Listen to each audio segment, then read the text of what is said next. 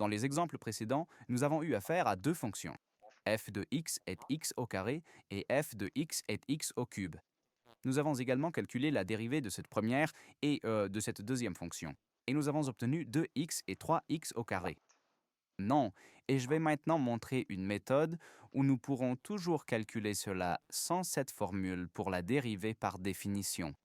Parce que dans les exercices, nous n'avons pas le temps de toujours faire comme nous l'avons fait auparavant par définition.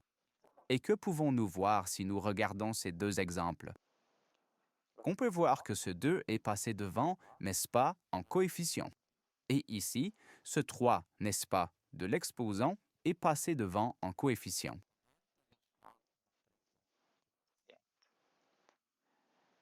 Autrement dit, nous pouvons écrire une règle ici maintenant. Autrement dit, lorsque nous avons une fonction f de x et que notre x a ensuite un certain exposant naturel, disons l'exposant n.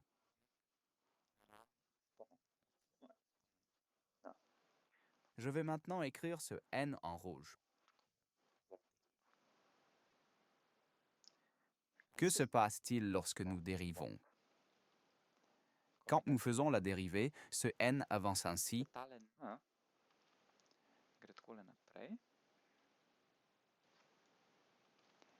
On réécrit x. Et que pouvons-nous voir?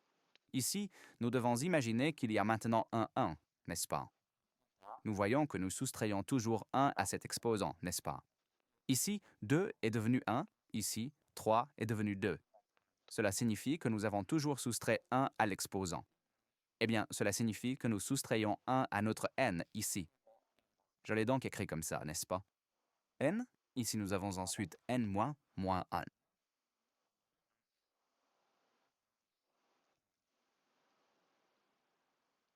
Et cela fonctionne toujours. Donc, maintenant, si nous avions un exemple comme celui-ci, disons que nous avons une fonction f de x égale, disons x à la puissance 4.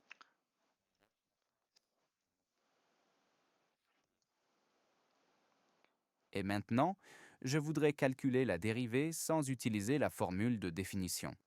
Je regarde ceci. Donc, d'abord, je vais avancer ce 4 et j'obtiens 4x. Puis, je dois soustraire 1 à ce 4, c'est-à-dire 3. Et c'est tout l'art quand on s'occupe d'un tel exemple de fonction. Regardons cela sur un graphique. J'aimerais beaucoup, n'est-ce pas, que vous appreniez cela graphiquement, que vous utilisiez vous-même ce graphique. Donc, ceci est notre fonction, et la dérivée est 4x à la puissance 3. Alors, qu'est-ce que cela signifie? C'est-à-dire, si nous avons maintenant un certain... Où est ce, notre point? Si nous avons dans notre original 1, d'abord, nous avons ceci. C'est notre première, cette fonction x à la puissance 4.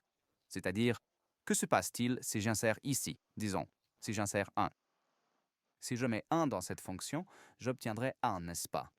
Parce que 1 à la puissance de n'importe quoi est toujours 1.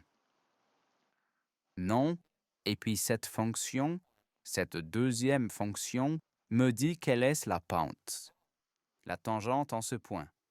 Et si je mets 1 maintenant dans cette fonction, qu'est-ce que j'obtiens? J'obtiens 4, n'est-ce pas? Regardons. Si je mets 1, j'obtiens. Ce programme va nous montrer exactement ici. Voilà, j'obtiens 4, n'est-ce pas? Si je mets x et 1, j'obtiens 4. Et ce 4 ici, cette valeur ips, est la pente de ma tangente en ce point. Vous voyez? 1, c'est la distance x, et c'est la distance ips. Et comment dans une fonction linéaire, qu'avons-nous dit? Quand x augmente de 1, x en augmente de k, n'est-ce pas? On voit ici. Si on traçait maintenant comme ça, n'est-ce pas? Quelle est la coordonnée ici? Ici, nous avons la coordonnée 2, 5. Là en bas, c'est 1.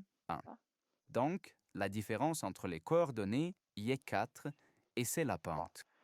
Si nous revenons maintenant en arrière, disons, si nous prenions une autre fonction, si nous disions, calculons f de x est, je ne sais pas, disons maintenant, prenons x à la puissance 5, quelle est alors la dérivée?